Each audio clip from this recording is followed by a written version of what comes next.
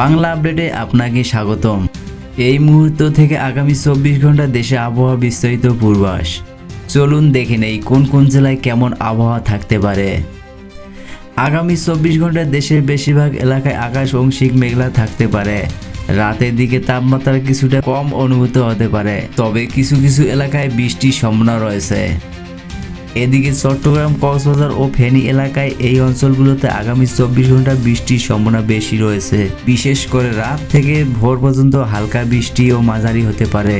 উপকূলীয় এলাকায় বাতাস কিছুটা বেশি থাকতে পারে।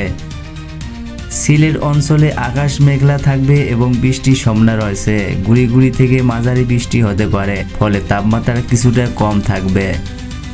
ঢাকা ও আশেপাশের জেলায় এই অঞ্চলে আকাশ আংশিক মেঘলা থাকতে পারে। রাতের দিকে আবহাওয়া স্বাভাবিক থাকবে, তবে ভোরের দিকে কিছু এলাকায় হালকা বৃষ্টির সম্ভাবনা রয়েছে। রাজশাহী ও রংপুর বিভাগে এই অঞ্চলে মূলত সূক্ষ্ম আবহাওয়া থাকতে পারে। দিনের বেলায় গরম কিছুটা বেশি থাকলেও রাতের দিকে তাপমাত্রা কিছুটা কমে যাবে। বৃষ্টির সম্ভাবনা খুব কম রয়েছে। খুলনা ও বরিশাল বিভাগে এই অঞ্চলে আকাশ আংশিক মেঘলা থাকতে পারে। কিছু এলাকায় হালকা বৃষ্টি হতে পারে, বিশেষ করে রাতের শেষ ভাগে।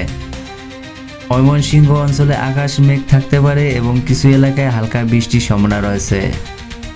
বন্ধুরা, এই ছিল আজকের রাতের আবহাওয়ার সর্বশেষ খবর। সবাই ভালো থাকবেন, সুস্থ থাকবেন। ধন্যবাদ।